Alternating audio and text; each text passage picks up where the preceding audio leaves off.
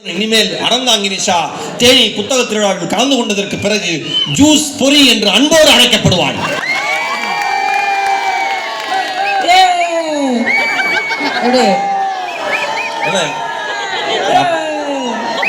கலாய்க்கிறாங்க, அறிவு கட்ட பசங்க கலாய்க்கிறாங்க. இது சொல்லுங்க, அவங்க இவ்வளவு அழகா இருக்கும்னு பாத்துருக்காங்க, வேற ஒண்ணும் அப்படி இல்ல. இப்பதான் தெரியுற நீ லைட்டு கிட்ட வந்தோட சார். நம்மளே பேசிட்டு இருக்கோம்ல, இந்த ஊர்ல வந்தோடனே என்ன ஒரு பையன் கிண்டல் பண்ணான்ல, ஆமா, அவனை நம்ம மேடை கூப்பிட்டே ஆகணும் சார். ஒரு வயலா கிண்டல் பண்ணா ஊரே கிண்டல் பண்ணுச்சு. இதை ஊரே கூப்பிடுறதுக்கு நான் எங்கேயாவது போய் விழுந்துருவேன். இவங்க எல்லாம் சேர்ந்து என்ன அடிச்சா தாங்காது. அதனால ஏதோ ஒரு குழந்தை, சரி, அந்த குழந்தை என்னை கிண்டல் பண்ணுச்சு. அந்த குழந்தை கேட்டா சட்டைய பட்டன்லாம் கழட்டி போட்டு இப்படி உட்காந்துருக்க படம் அந்த பக்கம் அரட்டை சரி நல்லா நல்லா அழகா உட்காந்து சிரிச்சு பாத்துக்கிட்டு இருந்தாங்க.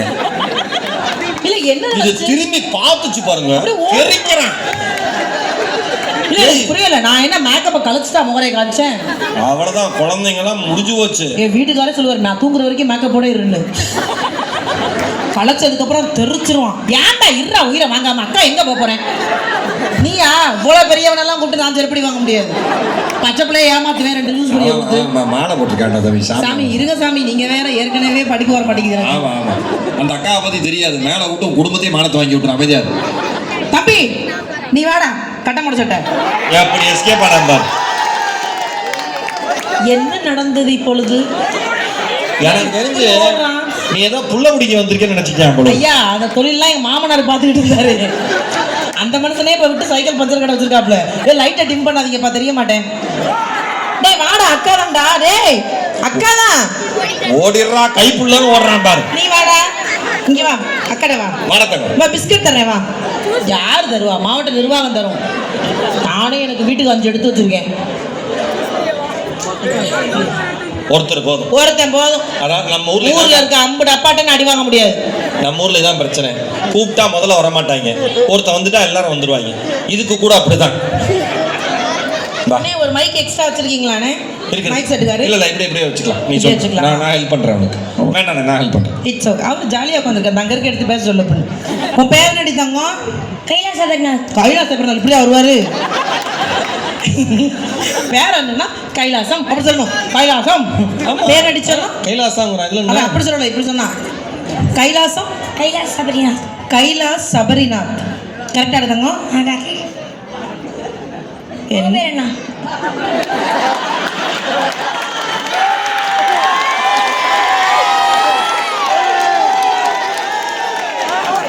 தேனியில கொஞ்சம் சாஃப்டா இருப்பாங்கன்னு சொன்னாங்க. ஒரு சைத்தானுக்கும் கல்யாணம் ஆகல ஆயிருந்தா அப்படி அந்த மாதிரி அமைதியா உட்கார்ந்துருக்கும். என்னோட பேர் நயன்தாரா. யாரா காந்தாரானது? அவங்க சினிமா நடிக்கிறாங்க. உங்க பேர் என்ன? அதை கூட அவங்க சொல்லுது காதல். நயன்தாரானே காந்தாராங்கிறான். காந்தாரா நல்லா இருக்கும் தம்பி. அவங்க சினிமாவில் நடிக்கிறாங்க, நான் டிவியில வர்றேன், டிவியில நடிக்கிறேன்.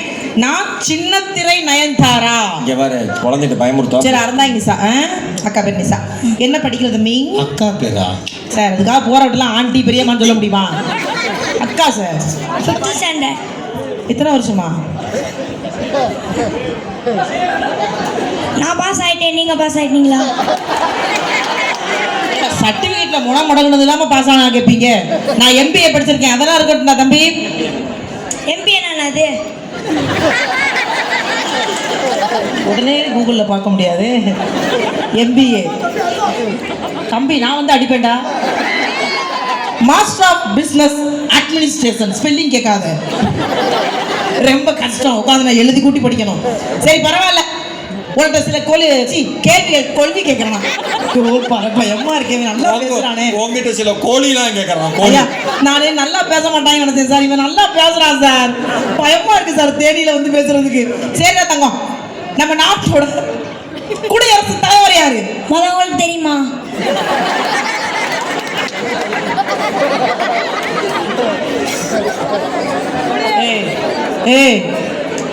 எங்கடா அப்பா அம்மா? அப்பா அம்மா நான் மட்டும் தெரியும். உன்னை இந்த தொல்லை பண்ணா தனியா அனுப்பிச்சு விட்டு தான் அவங்க வேலை பார்ப்பாங்க. இப்படி இப்படி நொய் நொய்னு பேசுனா நீங்க அம்மா அப்பாவோட வந்தீங்க. பேமெண்ட்டை கொடுங்க சார், கிளம்புறேன். என்ன புள்ள பூச்சியை கூட்டியாந்து அவமானப்படுத்துறீங்க? அவன் பாட்டு உட்காந்துட்டு இருந்தான். யாரு கூப்பிட்டா? நீ தான் கூப்பிட்ட. சரி பரவாயில்ல. அமெரிக்காவோட பிரதமர் யாருடா? உங்களுக்கு தெரியுமா? தெரியுமா? இந்தியாவுக்கு எப்ப சுதந்திரம் கிடைச்சிச்சு? உங்களுக்கு தெரியுமா? ஆக உனக்கு ஒண்ணும் தெரியாது. எது கேட்டாலும் உங்களுக்கு தெரியுமா, உங்களுக்கு தெரியுமா? எனக்கு தெரிஞ்சா நான் ஏன்டா அப்படி தெரியுறேன்? கொடியரசி தலைவியா? கொடியரசர் தலைவர் பேர் என்ன? இதுக்கு நீ பதில் சொல்லிட்டீன்னா நான் இப்பயே போயிடுறேன். குடியரசுத் தலைவர் தானே? எங்களுக்கு தெரியாதா? ஒரு கேள்வியை கேட்பதற்கு முன்பு பதிலை தெரிந்து கொண்டு பதில் மட்டும் சொல்லு. எனக்கு எப்படி சார் தெரியாம இருக்கும்? சார் வணக்கம் சார், நல்லா இருக்கீங்களா சார்? இப்ப லேட்டா வந்துட்டீங்களே சார். நான் கேட்கிறேன் சார் உங்ககிட்ட கேள்வி. இங்க பாரு, காப்பாத்தி விடுங்க சார். குடியரசுத் தலைவர் பெயர் தம்பி கேட்டிருக்கான், சொல்லு.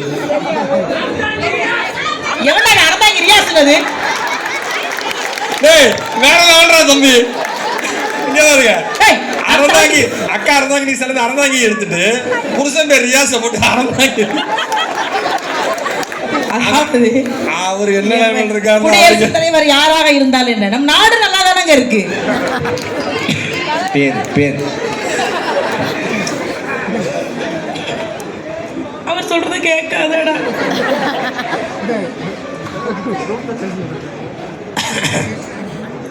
இங்க இருக்கிறவங்களுக்கு தெரியும்ல, உங்களுக்கு தெரியும்ல, உங்களுக்கு தெரியும்ல, கேமரா வேணானே உங்களுக்கு தெரியும்ல. உங்களுக்கு தெரிஞ்சு அப்புறம் நான் எதுக்கு சொல்லணும்? ஆனா எல்லாருக்குமே தெரியுமே. சரி, இப்ப கேள்வி கேக்குறீங்க.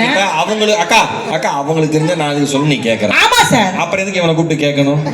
அவனுக்கு தெரியாத சில விஷயங்களை என் மூலமாக நான் தெரியப்படுத்துகிறேன். சொல்லுங்க. சூப்பர். எனக்கு தெரியும் சார். இருந்தாலும் குழந்தைகள் அறிவு பெற வேண்டும் என்பதற்காக ஒரு புத்தக திருவிழாவில் கூப்பிட்டு குடியரசுத் தலைவர் யாருன்னு கேட்கிறேன். அவன் குருன்னு என்னையே பார்க்கறான். என்னடா ஓட்ட? சரி, மரியாதைக்குரிய அன்பு சகோதரி திரௌபதி முர்மு தான் குடியரசுத் தலைவர் அவர்கள். நல்ல கைதட்டல் கொடுக்கலாம். நல்ல அன்பு சகோதரி அவங்க எனக்கு ரொம்ப பிடிக்கும். Yes, very good. தெரிஞ்சுக்கோங்க. இது நான் நிஷாக்கா மாதிரி ஒரு அல்டிமேட் புத்திசாலி உலகத்துல பார்க்க முடியாதுன்னு. ஆமா, கார்ல வரப்ப கேஷுவலா கேட்டுச்சு, குடியரசுத் தலைவர் யார் சார்? என்ன திடீர்னு அறிவாளா கேள்வி கேக்குது? என்ன நான் அப்துல் கலாமே நினைச்சிட்டு இருந்தேன்.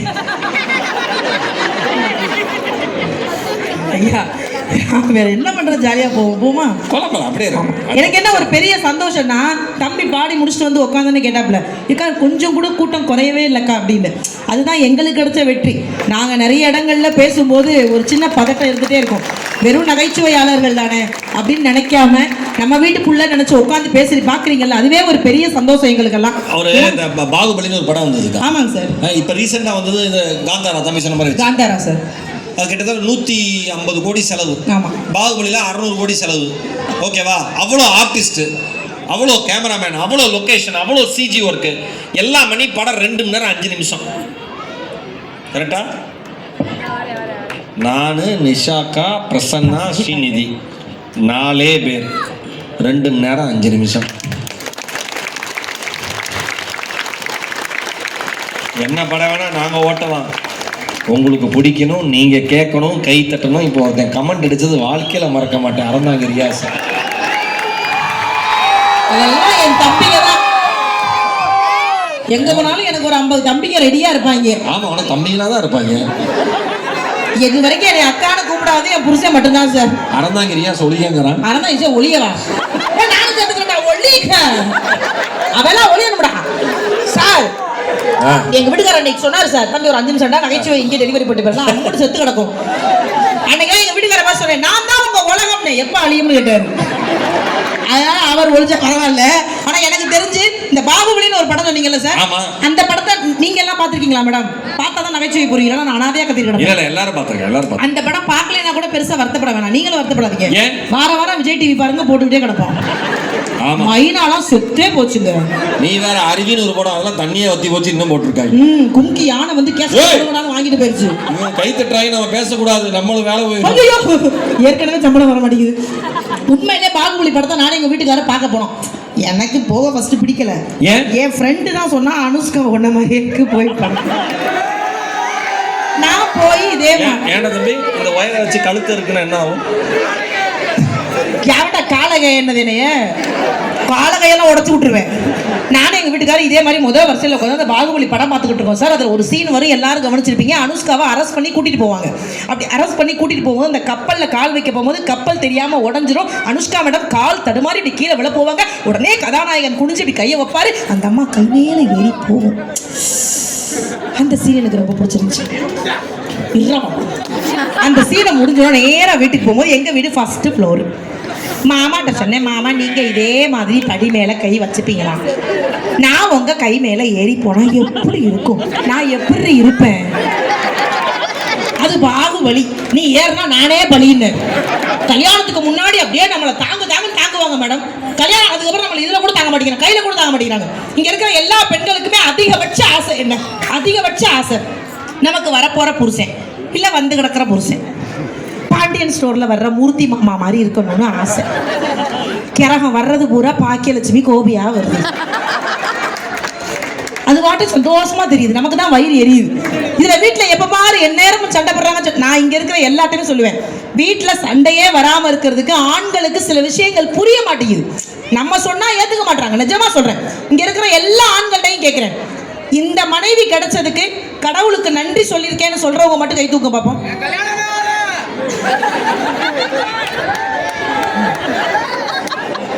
ஏண்டா ஒருத்தங்கைய 10 பேர் தூக்குறீங்க, பைத்தியமா தம்பியா இருக்கீங்களா சார்? என்னங்க சார், இந்த பொண்டாட்டி கிடைச்சது கடவுளுக்கு நன்றி சொல்லியிருக்கேன்னா ஒரு குருவி கை தூக்க மாட்டேங்குது. மாவட்ட நிர்வாகமே கை தூக்காம உட்காந்துருக்காங்களே. என்னன்னு சொல்லுங்க, என்னன்னு சொல்லுங்க. இந்த மனைவி கிடைச்சதுக்கு கடவுளுக்கு நன்றி சொல்லியிருக்கேன் ஆண்டவா. மனசாட்சி இருக்கிற ஒரு ஆம்பளை கை தூக்க மாட்டாயா? அப்படி 4 பேர் தூக்கிருக்காங்கல்ல, அவர் கை தூக்கிருக்காரு. ஏன்னா பொண்டாட்டி பக்கத்துல இருப்பாங்க. தூக்குடா இல்ல வச்சு கேக்குறேன். மனைவி கூட வந்திருக்கீங்களா சார்? அப்ப அப்படி கை தூக்கியே தான் ஆகணும். அப்படிலாம் இருந்தாலும் அவன் தங்கம் தான். பொண்டாட்டிக்கு தங்கம் வாங்கி கொடுக்குற புருஷனை விட பொண்டாட்டியவே தங்கம்னு சொல்ற புருஷன் தான் ஜாஸ்தி.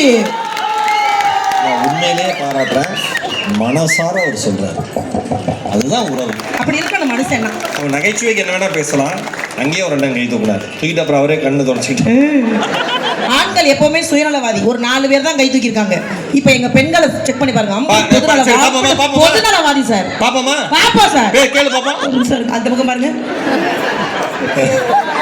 யாரெல்லாம் இதே புருஷன் தான் எத்தனை ஜென்மம் எடுத்தாலும் வேணும்னு நினைக்கிறவங்க கை தூக்க பாப்போம். எங்க ஒரு அம்மா எல்லாம் கைய பின்னால கட்டி இருக்கு நினைப்போம் சார். ஆம்பளைங்களே பரவாயில்ல. என்ன இவ்வளவு மொத்தமே 2 ஒரு அம்மா எல்லாம் இங்க பாரு ஒரு அம்மா எல்லாம் அப்படி நினைக்காதீங்க சார். நான் நினைப்பேன், கேமரா இருக்கு, உண்மையை சொல்றேன். எத்தனை ஜென்மம் எடுத்தாலும் என் புருஷன் ரியாஸ் தான் எனக்கு புருஷனா வரணும். அவனை விட இழிச்சவங்க இனி எந்த ஜென்மத்துல கிடைக்கும். தேங்காய் சட்னி அப்படி அரைப்பாண்டா, ருசியா இருக்கும், கெட்டே போவாது. பிரிட்ஜிலே வைக்க தேவையில்லை. என்னத்தான் போட்டு அரைப்பானு தெரியல, பொட்டுக்கெல்லாம் கரெக்டா அளவெடுத்து அரைப்பான். ஆனா இங்க இருக்கிற பெண்கள்கிட்ட ஒரு விஷயம் கேட்கிறேன். இங்க இருக்க பெண்கள் தான் யார வேணும், யாரெல்லாம் அவங்க புருஷன் போட்டோவை வால்பேப்பர்ல வச்சிருக்கீங்க? போன்ல வால்பேப்பர் கரெக்டா சொல்லு. போன்ல வால்பேப்பர்ல நீ காமிக்கிறத பார்த்தா போட்டோ செவுத்துல மாட்டற மாதிரி இருக்கு. G phone sir, phone super madam. நானே எங்க அம்மா போட்டோ வச்சிருக்கேன். ஆனா எங்க வீட்டுக்காரர் அந்த இடத்துல பாராட்டணும். கல்யாணம் ஆகி 13 வருஷம் ஆகுதுல்ல. ஆமா 13 வருஷமா என் போட்டோவை தான் வால்பேப்பர்ல வச்சிருக்காரு. அப்படி இருக்கணும் அன்புனா. ஏன்னா மாத்த தெரியாது. வாட்ஸ்அப்ல ஒண்ணுமே தெரியாது. அது ஒரு அப்டேட் ஆகாத அப்பளம் கூட. அப்டேட் ஆகாத அப்பளம் கூட. நான் மெசேஜ் அனுப்பிச்சு நானே வீட்டுக்கு போய் அவர் செல் எடுத்து ஓபன் பண்ணி பார்ப்பேன். நான் வந்துட்டேன்னு மெசேஜ் எப்போ போடுவேன்? 2 மணிக்கு போடுவேன். மறுநாள் 2 மணிக்கு கேட்பாப்ல, இதை எப்போ அனுப்பிச்சேன் பாப்ல. ஆண்டவன் அப்படி ஒரு படை படைச்சு என் தலையில எழுதி விட்டு போயிட்டான். ஒருவேளை உன் மெசேஜ் மட்டும் ஓபன் பண்ணலையோ? சார் சந்தேகப்பட்டேன் சார். சமீப காலமாக அந்த ஃபோனில் ரொம்ப நேரமாக மெசேஜ் யாருக்கும் கை இப்படியா போகுது, கொஞ்சம் டவுட் பட்டேன் மேடம். சரி என்ன இருந்தாலும் நமக்கு ஒரு சந்தேகம் வந்துருச்சா தீர்த்துப்படல மேடம். மனசு உறுத்தும்ல தூக்கும் போது. கரெக்டு தான். வேற ஒரு சிம்மை வாங்கி நானே அவருக்கு மெசேஜ் போட்டேன். ஹாய்னு போட்டேன், திரும்ப ஹாய்னு உடனே வருது. ஆனா உனக்கு அடுத்த நாள் பார்த்துருக்காரு, அடுத்த வருஷம் கூட பார்ப்பான். நான் பதறிட்டேன் சார். அடுத்த வார்த்தை முடிவு பண்ணிட்டேன், எங்க அப்பா அம்மா எல்லாரையும் கூப்பிடலாம்னு முடிவு பண்ணிட்டேன். ஆர் யூ நல்ல வாய்ப்பு அந்த மனுஷனுக்கு. Are you married? அந்த பக்கம் எஸ். நேர்மையான மனுஷன் யாரையா? நீங்க ஒரு ஆள் ஆர் யூ மேட்னு போட்டாலே எஸ் தான் போடுவாரு. நீங்க ஏதாவது ஒரு நகைச்சுவை பண்ணக்கூடாது. Are you married? எஸ். இறைவன்கிட்ட மன்னிப்பு கேட்டேன். இப்பேற்பட்ட புருஷனையா சந்தேகப்பட்டேன். மேரிடுனோட மற்ற ஆம்பளைங்கன்னா இல்லைன்னு தானே சார் சொல்லுவாங்க. எஸ்ன்டா சார். அடுத்த ஒரு வார்த்தை நான் அப்பா sir. Where is your wife? She is death. அவன் ஆந்த அனுதாப ஓட்டு வாங்கி ஆண்டிக்க பேசியிருக்கான் sir. Where is your wife என்ன ரிப்ளை? She is death. அந்த ஆளு என்ன உயிரோட கொண்டான் சார். இப்படி ஒரு ஜென்மத்தை வச்சுங்க பாரு. இனிமே எவனாவது ரியாசு கொடி பிடிச்சியே கொண்டுருவே பார்த்துக்கங்க. வாழ்க்கையில் எவ்வளவு கஷ்டம் இருக்குங்க. ஆனால் என்னதான் இருந்தாலும் என்னதான் இங்கே இருக்கிற எல்லாருமே என்னுடைய உடன்பிறப்பு. அதனால இனிமே வீட்டில் சண்டை வராமல் இருக்க என்னுடைய உடன்பிறப்புகளுக்கு நான் ஒரு டிப்ஸ் கொடுத்துட்டு போறேன். டெய்லி உங்க மனைவி வீட்டில் நீங்க எல்லாம் வீட்டில் இருக்கும்போது வேலைக்கு நீங்க எல்லாம் ஆண்கள் போகும்போது வாசப்படி வரைக்கும் வந்து ரெண்டு போயிட்டு வாங்க மாமா அப்படின்னு சொல்லுவாங்க. எந்த வீட்டில்? என்ன யாருமே சொல்ல மாட்டீங்களா? யாராவது சொல்லுங்க பாப்பா. மனசாட்சி இருக்கிற பொம்பளை கையை தூக்குங்க. நீ டெய்லி சொல்லுவேன். மழை பெஞ்சாலும் நினைஞ்சுட்டு போயிட்டு வா மாமாம்பேன். இங்க பாருக்கா. ஏன் மழை என்ன வீட்டுக்குள்ளேயா பெய்யும்?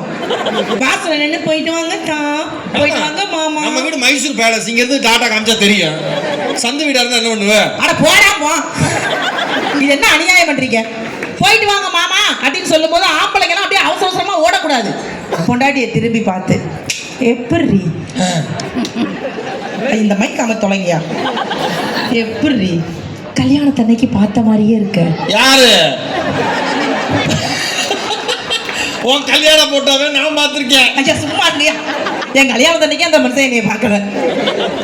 அது எப்படி கல்யாணத்தன்னைக்கு பார்த்த மாதிரி இருக்கு? அது உலகமாக போயின்னு எங்களுக்கும் தெரியும்.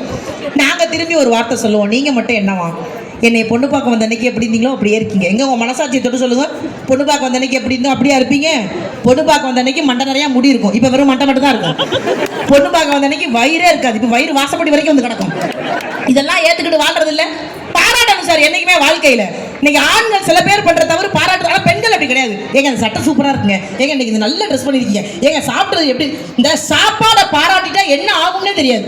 நாங்கெல்லாம் ஏன் தெரியுமா புருஷனை சாப்பிட வச்சு பக்கத்துலேயே உட்காந்து அழகு பார்ப்போம். என்னை பிடிக்கிட்டீங்கிறதுக்கா சாப்பிட்டுட்டு ஒரு வார்த்தை அடடா மரகதம் இது ரசம் மாதிரி இல்லடி அது ரசம் மாதிரி இருக்குன்னு சொல்லுவாங்கன்னு வாயை பார்ப்போம். ஏன் ரசம் அது ரசம் மாதிரி இருக்கும்? ஐயா எப்படியே இருந்துட்டு போகுதாங்க. இந்த ஜூஸ் பொரி எடுத்து மேலே வைங்க. ஜூஸ் அப்படியே ஜேசிபி மிஷின் மண்ணள்ளி திங்கிற மாதிரி பூராத்தையும் தின்னுபிட்டு கடைசியா எல்லா ஆம்பளையும் ஒரு வார்த்தை சொல்லுவீங்க சார். அப்படி அடுப்படியில் சமைக்கும் போது கூட எரிஞ்சிருக்காது மேடம் கை கால். அந்த வார்த்தை சொல்லும் போது வயிறெல்லாம் எரியும் மேடம். நல்லா சாப்பிட்டு ஒரு வார்த்தை சொல்லுவாங்க, எல்லாம் நல்லா இருந்தது, பட் எங்க அம்மா கை மாதிரி இல்லை. வரும்போதே வெட்டி எடுத்துட்டு வா குழம்புல விட்டு ஆட்டிக்கிறேன்.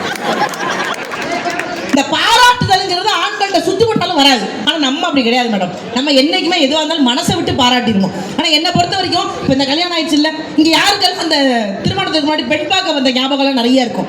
முத கணவர் பேசுகிற வார்த்தையை மறக்க மாட்டோம். முத அவர் என்ன ட்ரெஸ் அதை நம்ம எதையுமே மறக்க மாட்டோம். என்னையெல்லாம் பொண்ணு பார்க்குறதுக்கு நீங்கள் நம்பவே மாட்டீங்க. எங்கள் ஊரில் நிறைய பேர் போட்டி போட்டு வந்து பார்த்துட்டே போனாங்க. ஏதோ பொதுக்கூட்டம் மாதிரி இருந்துச்சு எங்கள் வீடு. கடைசியாக எங்கள் வீட்டுக்காரர் தான் பார்க்க வந்தார். என் அன்பு தம்பிகளுக்கு அக்காவுடைய ஒரு சின்ன அட்வைஸ், பொண்ணு பார்க்க போகும்போது தயவு செய்து அம்மா அப்பாவோட நீயும் சொந்த பந்தத்தோட தனியாலாம் போய் பார்க்காம கூட்டமா போய் பார்த்துட்டு வா. இருந்து தொலை. 2026 அக்கா சொல்ற அட்வைஸ், நீ தனியா பொண்ணை பார்க்க போகும்போது சர்ப்ரைஸ் கொடுக்காத. ஏன்னா பொண்ணு உனக்கு மேக்கப் போடாம ஒரு சர்ப்ரைஸ் கொடுக்கும். நான் கொடுத்தேன். எங்க வீட்டுக்காரர் எல்லாரோடையும் வரல. எங்க மாமியார் தான் பூ வச்சுட்டு போனாங்க. எங்க வீட்டுக்காரர் ஒரு வாரம் கழிச்சு தனியா வந்த சைத்தான் சொல்லிட்டு வரக்கூடாது. நான் வாசல்ல நைட்டியோட பப்பரமா நின்றுட்டு இருந்தேன். நான் நைட்டி போட்டா எப்படி இருப்பேன்னு பிக் பாஸ்ல வேணா போய் பார்த்துட்டு வாங்க. சை 70 அன்பு ஜெயிக்கும்னா கொன்றுவேன். இப்படி சொல்லி நான் ஜெயிக்காம வெளில வந்தேன். உண்மையிலே சொல்றேன் மேடம், 77 நாள் உள்ள இருந்தேன் மேடம். வெளியில வரட்டு விட்டாங்க மேடம். வெளியில வந்து போன் எங்க வீட்டுக்காரருக்கு ஃபோன் பண்ணேன். ஓட்டு போட்டீங்களா? போட்டேம்மா. ஓட்டு போட்டா எப்படி நான் வெளியே வருவேன்? நீ வெளியில வரணும் தான்மா வேற ஆளுக்கு ஓட்டு போட்டேன். 77 நாள்ல அதே பிங்க் கலர் நைட்டியோடய சுத்திட்டு இருந்திருக்க நீ எப்படி? அந்த மாதிரி மாதிரி வாசல்ல அனாதையா நின்றுகிட்டு இருந்தேன். எங்க வீட்டுக்காரர் இப்படி கிராஸ் பண்ணோன்னே எங்க அம்மா பார்த்துட்டு சொன்னாங்க, மாப்பிள்ளை வர்றாரு வீட்டுக்குள்ள வா மூதேவி அப்படின்னா. நான் வெக்கப்பட்டு வீட்டுக்குள்ள ஓட, இந்த மனுஷன் என்னைய பார்த்து வீட்டை விட்டு ஓட, இப்படி ஒரு காண்டாமிருகத்தை யாரா கட்டி வச்சதுன்னு. ஆனா வாழ்க்கையில என்ன பொறுத்த வரைக்கும் நீங்க நிறைய பெண்கள் இருப்போம், நிறைய ஆண்கள் இருப்பீங்க. நம்ம இப்படி இருக்கோம் அப்படி இருக்கோம் அப்படின்னு நிறைய யோசிப்போம். நான் நிறைய இடத்துல என்னையவே சொல்லுவாங்க, எல்லாரும் நீங்க எல்லாம் கோச்சுக்க மாட்டீங்களான்னு. நான் ஒரு விஷயத்தை ரொம்ப நம்புவேன். இந்த உலகத்திலே மிகப்பெரிய அழகு யார் தெரியுமா? மிகப்பெரிய அழகு நான் நம்புறத சொல்லிடுறேன். ரொம்ப ரொம்ப அழகன் யார் தெரியுமா? கண்ணாடி முன்னாடி போய் நின்று இந்த உலகத்திலேயே நம்ம தாண்டா அழகுன்னு யார் நினைக்கிறாங்களோ அவங்க தான் சார் இந்த உலகத்திலேயே மிகப்பெரிய அழகு. நம்ம நிறைய பேர் இப்போ இந்த மேக்கப் போட்டுக்கிறதுலாம் சும்மா அந்த இதுக்காக, மற்றபடி நான் ரொம்ப பயங்கரமான கான்ஃபிடென்ட்டாக ஆளு. நான் தாண்டா உலகத்தில் மிகப்பெரிய அழகி, நான் தைரியமாக தெரிவேன். அது நமக்கு மட்டும் தான் தெரியும் கொடூரமான விஷயம்னு. ஆனால் ஜாலியாக இருக்கணும். நம்ம ஏன் அடுத்தவங்களுக்காக வாழணும்? நம்ம ஏன் அடுத்தவங்களுக்காக யோசிக்கணும்? எப்பவுமே அடுத்தவங்களுக்காக பொம்மையாக வாழ்றதை விட நமக்கு பிடிச்ச மாதிரி செம்மையாக வாழ்ந்துட்டு போங்க. அதான் வாழ்க்கை. எதை பற்றியும் கவலைப்படக்கூடாதுங்க. பிடிச்சதா ஹார்ட்ல போடுங்க, பிடிக்காததான் மியூட்ல போடுங்க. இன்னும் ஒரு படி போனா நம்மள 4 பேர் கிண்டல் பண்ண தான் செய்வாங்க. சிலதை லூசுல விடுங்க, சிலதை லூசுன்னு விடுங்க. என்ன ஐயா இந்த பக்கம் அப்படி பொதுவா பண்ணாங்க. வாழ்க்கையில எதை பத்தி இவங்கள்ட்ட ஒரு கேள்வி கேட்போமா? ஒரே ஒரு கேள்வி மட்டும் கேட்டு நான் நிறைவு பண்ணிடுறேன். அது உங்ககிட்ட இந்த கேள்வி கேட்குறேன், நீங்களே பதில் சொல்லுங்க. ஒரு மிகப்பெரிய ஜவுளி கடை, அது ஒரு பெரிய பணக்காரர் தான் கார் வாங்கின, புது கார் வாங்கினதுலேருந்து ஒரு டிரைவரை கூடவே வச்சிருக்காரு. எங்கே போனாலும் அந்த டிரைவர், அது பல வருஷம் ஆனால் அந்த ஒரே டிரைவர் தான். ஒரு நாள் அந்த டிரைவருக்கு பிறந்த நாள் வந்துச்சு. அப்போ அந்த ஓனர் என்ன பண்ணாரு, ஒரு ஜவுளி கடையில் போய் தன்னுடைய டிரைவருக்கு ட்ரெஸ் வாங்குறாரு. உள்ளே போனால் பெரிய பணக்காரர்ல வேகமாக ஓடுவோம். சார் என்ன வேணும்னு ஓட்டுநருக்கு பிறந்தநாள்ப்பா ஒரு சட்டை எடுப்பா அப்படின்னா, இவர் வந்திருக்கிறது பெரிய பணக்காரில். சார் 5000க்கு வேணுமா, 6000க்கு வேணுமா, 7000க்கு வேணுமா, 500 ரூபாய்க்கு எடுங்க சார். எடுத்துகிட்டு போயிட்டார். கரெக்டாக 10 நாளில் அந்த ஓனருக்கு பிறந்தநாள் வந்துச்சு. இந்த டிரைவர் அதே கடைக்கு போனார். திரும்ப கடைக்காரர் வந்தார். சார் என்னன்னு, எங்கள் முதலாளிக்கு பிறந்த நாள், சட்டை எடுக்கணும். 1000 ரூபாய்க்கு வேணுமா, 2000? ஏன் டிரைவருக்கு தெரியும் 1000 ரூபாய்க்கா 2000 ரூபாய்க்கா? 5000 ரூபாய்க்கு எடுங்க சார். நான் இப்போ உங்ககிட்ட கேட்குறேன், இது 2 பேர்ல யார் பணக்காரவங்க? பணம் வைத்திருப்பவர்கள் எல்லாம் பணக்காரர்கள் கிடையாது. அடுத்தவர்களுக்கு கொடுக்க வேண்டும் என்று மனம் வைத்திருப்பவர்கள் தான் பணக்காரர்கள். நிறைய சம்பாதிங்க. முடிஞ்ச வரைக்கும் அடுத்தவர்களுக்கு ஏதாவது ஒரு வகையில கொடுத்து உதவுங்க. எதுவுமே கொடுத்து உதவுவதற்கு உங்கள் கையில ஒண்ணுமே இல்லைன்னா அடுத்தவங்க நல்லா இருக்கணும்னு மனசார நினைங்க. அதை விட உயர்ந்த குணம் இந்த உலகத்துல எதுவுமே கிடையாது. மனதார உங்க எல்லாருக்குமே நன்றி சொல்றேன். இந்த 2026 எல்லாருக்குமே நல்ல வருஷமா அமையணும். எங்களுக்கும் நல்லா அமையணும். நீங்க கண்டிப்பா பிளஸ் பண்ணணும். பொதுவாக புத்தக திருவிழா ரொம்ப கம்மியாக தான் போயிருக்கேன். அதுவும் மகேஷ் அவர்கள் மூலமா மட்டும்தான் போயிருக்கேன். வெறும் நகைச்சுவை மட்டும் பண்றதுனால புத்தக திருவிழாவில் இவங்கெல்லாம் என்ன பண்ணிட போறாங்க அப்படின்னு சில இடங்கள்ல அழைப்பது கிடையாது. ஆனால் ஈரோடு மகேஷ் அவர்கள் உங்க எல்லாருக்கும் தெரியும், எங்க வீட்டில் ஒருத்தர், என்னுடைய உடன் பிறந்தவர். அவர் எங்கு சென்றாலும், அது எந்த மேடையாக இருந்தாலும், தான் மட்டும் ஜெயிச்சிடக்கூடாது, கீழே இருந்து வந்தவ அவளும் ஜெயிக்கணுங்கிறதுக்காக எல்லா மேடைக்கும் என் கையை பிடிச்சு கூட்டிட்டு போய் விட்டுருவாரு. ஸோ அதுக்காகவே அவருக்கு இன்னும் கூடுதல் நன்றியை சொல்லி இந்த 2026 அவருக்கும் இன்னும் சிறப்பாக இருக்கணும். ஒருத்தர் நல்லா இருந்து கூட இருக்கிற எல்லாரையும் நல்லா பார்த்துக்கணுங்கிறதெல்லாம் பெரிய விஷயம். அவர் நல்லா இருக்கிறது மூலமா இன்னும் பல கலைஞர்கள் நல்லா இருப்பாங்க. ஸோ இந்த வாய்ப்பிற்கு அவருக்கும் நன்றி கூறி, தேனி மக்கள் எல்லாருக்கும் நன்றி கூறி விடைபெறுகிறேன். நன்றி, வணக்கம். மீண்டும் ஒரு பலத்த கைத்தடல் மக்களே. நிஷாக்கா எப்படி அப்படியே ஒரு 10,000 பட்டாசு மாதிரி அதிரடியா சிரிக்க வச்சுட்டு முடிக்கிறப்ப எவ்வளோ அழகான ஒரு மெசேஜை சொல்லிட்டு போயிருக்காங்க பாருங்க. உறவுகள் தான் முக்கியம். கவிக்கு அப்துல் ரஹ்மான் சொல்லுவாரு, சிறு வயதில் பொம்மைகளை உறவாக்கி கொள்கிறாய், வளர்ந்த பிறகு உறவுகளை பொம்மையாக்கி விடுகிறாய். எவ்வளோ உண்மை. நம்ம சுயநலத்துக்கு தானே பழகிறோம். இப்போ நானும் ஆடிட்டர் ஜெகதீஷ் அண்ணன் வந்திருக்காரு. தேனியில் என்னுடைய ஒரு சொந்தம் அவங்க, அண்ணனும் அண்ணியும். நிறைய பேசுவோம் கவிதைகளை பற்றிலாம். நான் ஆனந்த பிரபுன்னு ஒரு எழுத்தாளர். இந்த இடத்துல இந்த கவிதையை நான் சொல்லணும்னு நினைக்கிறேன். நம்ம சும்மா விளையாட்டுக்கு வடக்கன்னு கூப்பிட்டு நிறைய பேர் எப்படிலாம் நம்ம பேசுகிறோம்ல. நீங்கள் என்றைக்கா யோசிச்சிருக்கீங்களா? அவங்களுக்கு பின்னாடி ஒரு வாழ்க்கை இருக்குது, அவங்களுக்கு பின்னாடி ஒரு கனவு இருக்குது. அவன் திறமையானவனா படிக்கிற பையனாக கூட இருக்கலாம், ஆனால் வறுமையினால் அவன் இந்த மாநிலத்துக்கு வந்திருக்கலாம். என்ன வேணால் நடந்திருக்கலாம்ல. கன்ஸ்ட்ரக்ஷன் ஒர்க் போகிறப்ப யாரோ ஒருத்தர் இறந்து போயிட்டா சாதாரணமாக ஒரு நியூஸாக படிச்சுட்டு போயிடுறோம்ல. அதை ஆனந்த பிரபுன்னு எனக்கு ரொம்ப பிடிச்ச கவிஞர், அண்மை காலமாக அவரோட எழுத்துக்களை படிக்கிறேன். கனல் எரியும் வேங்குழல் அப்படிங்கிறது அந்த கவிதை தொகுப்பு. அதில் ஒரு கவிதை எழுதியிருந்தார். கவிதையோட தலைப்பு வடக்கன். பீகாரிலோ ஒரிசாவிலோ வாழ்ந்திருக்க வேண்டியவனை வேரோடு பிடுங்கி நட்டிருக்கிறது வாழ்க்கை. பீகாரிலோ ஒரிசாவிலோ வாழ்ந்திருக்க வேண்டியவனை வேரோடு பிடுங்கி இங்கே நட்டு இருக்கிறது வாழ்க்கை. 3 வேளை உண்டது போக மீதம் இருக்கும் சொற்பத்தில் என்ன செய்துவிட முடியும்? அங்கே ஒரு வேளை மட்டும் உண்ணும் குடும்பத்திற்காக கொஞ்சமாவது சேர்த்து வைத்திருக்கலாம். அங்கே ஒரு காதலி இருந்திருக்கக்கூடும், சில நண்பர்கள் எதிர்பார்த்திருக்கக்கூடும். அதை பற்றி பிரஞை ஏதுமின்றி செத்துப்போய் கிடக்கிறான். அதை பற்றி பிரஞை ஏதுமின்றி மின்சாரம் பாய்ந்து செத்துப்போய் கிடக்கிறான். ரகசிய குரலில் அவனை சுற்றி ஏதேதோ பேசிவிட்டு எங்கோ தூக்கி போனார்கள். மறுநாள் கொஞ்சமும் இரக்கமின்றி கட்டுமானம் மேலெழும்புகிறது. மறுநாள் கொஞ்சமும் இரக்கமின்றி கட்டுமானம் மேலெழும்புகிறது. அவன் இருந்த அதே இடத்தில் சத்தமாய் ஏதோ ஹிந்தி பாட்டு ஒலிக்கிறது. வேறொருவன் வந்திருக்கக்கூடும். இவ்வளவுதான். இந்த உலகம் கூட வேலை செய்கிறவன் இறந்து போனா கூட கவலைப்படாம அவன் வேலையை மட்டுமே பார்த்துட்டு இருக்கிற உலகம். இந்த சுயநலமான உலகத்துக்குள்ள உங்களை நேசிக்கிற சில நல்ல இதயங்களை சம்பாதித்தால், ஏற்கனவே புத்தக திருவிழாக்கு தான் ஈரோடு மகேஷ் வந்துட்டாரு, மறுபடியும் ஏன் அவர் அழைக்கணும்னு மாவட்ட ஆட்சித்தலைவர் யோசிக்கல, பிஆர்ஓ அவர்களும் யோசிக்கல, இருக்கிற எந்த ஹையர் அஃபீஷியல்ஸும் யோசிக்கல. தேனி மகேஷ் அடிக்கடி வராரு, ஒவ்வொரு தடவையும் அவர் ஏன் தன் வீட்டில் பிறந்த தம்பி மாதிரி கவனிக்கணும்னு ஆடிட்டர் ஜெகதீஷ் அண்ணனும் யோசிச்சதில்ல, சத்யாக்காவும் யோசிச்சதில்ல. இங்கே வருகிற மனிதர்கள் தருகிற அன்புங்கிறது உலகத்தில் மிகச்சிறந்தது. எனக்கு ரொம்ப பிடிச்ச ஒரு கவிதையை சொல்றேன்.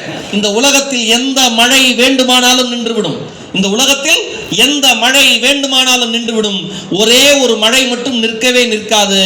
அடுத்தவர்களை நேசிக்கிற கண்களில் இருந்து வருகிற கண்ணீர் துளி மாதிரி ஒரு தலை சிறந்த மழை இந்த உலகத்தில் கிடையாது. அடுத்தவங்க மேல அன்பு செலுத்துங்க, யாரை பார்த்து பொறாமப்படாதீங்க. உங்கள் மகிழ்ச்சி அடுத்தவர்களை தாழ்த்தி ஒருபோதும் இருக்க வேண்டாம். இப்போ நிஷாக்கா சொன்ன மாதிரி இந்த மேடைக்கு பேசுறதுதான் மேடைக்காக பேசுறது. நிஷாக்கா மேலே எவ்வளோ பெரிய மரியாதை நாங்கள் வைத்திருக்கிறோம் என்பது எங்களுக்கு மட்டும்தான் தெரியும். அதனால தான் இந்த உலகத்தில் யார் கூப்பிட்டாலும் அவ்வளோ சீக்கிரம் போவனா தெரியாது. நிஷாக்கா கூப்பிட்டாங்கன்னா அடுத்த நொடி இந்த ஈரோடு மகேஷ் இந்த சகோதரன் அவர்களுக்காக இருப்பேன். காரணம் அவங்கள மதிக்கிற மதிப்பு அந்த மாதிரி. உண்மையாக பழகுங்க. பழகியவர்களை ஏதேனும் ஒரு லாபத்திற்காக ஒருபோதும் ஏமாற்ற பழகாதீர்கள். வாழ்க்கை ரொம்ப சின்னது. நீங்கள் எதை விதைத்தீர்களோ அதை அறுவடை செய்ய வைத்து விட்டு தான் வாழ்க்கை உங்களுக்கு விடை கொடுக்கும். நல்லா ஞாபகம் வச்சுக்கோங்க. ஓகேவா? சூப்பரா தம்பி. பேர் என்னடா சொல்லலாம்? அஜய். உட்காருங்க. என்ன படிக்கிறீங்க? 6th. காமெடி பண்ணுறப்ப சிரிக்கிறது கை தட்டுறது வேற, கவிதை பேசுகிறப்பையும் உணர்வுபூர்வமாக கருத்துக்கள் பேசுகிறப்பையும் அதை உணர்ந்து கைத்தட்டுகிற ஒரு குழந்தையை பார்ப்பது இதுவே மிகச்சில முறையில் இது ஒரு முறைன்னு நினைக்கிறேன். நல்லா படிங்க, நல்லா படிங்க, எல்லாட்டையும் அன்பாருங்க. ஓகே? யார் நம்மளை ஏமாத்தினாலும் இனிமேல் நாமளும் அந்த மாதிரி ஏமாற்றி பெரிய ஆள் ஆகணும்னு நினைக்காம, ஏமாத்துறது உன் குணம், நீ எவ்வளோ ஏமாத்தினாலும் உன் குணம் எனக்கு சொந்தமான குணமாக மாறாதுங்கிற எண்ணத்தோடு நம்ம வாழ்வோம். ஓகேவா? ஒரு பலத்தை கைத்தட்டல அன்பு குழந்தை. இப்போ எனர்ஜியாக ஒரு பாட்டு பாடுறதுக்கு நம்மளுடைய பிரசன்னா அவர்கள் வருகிறார்.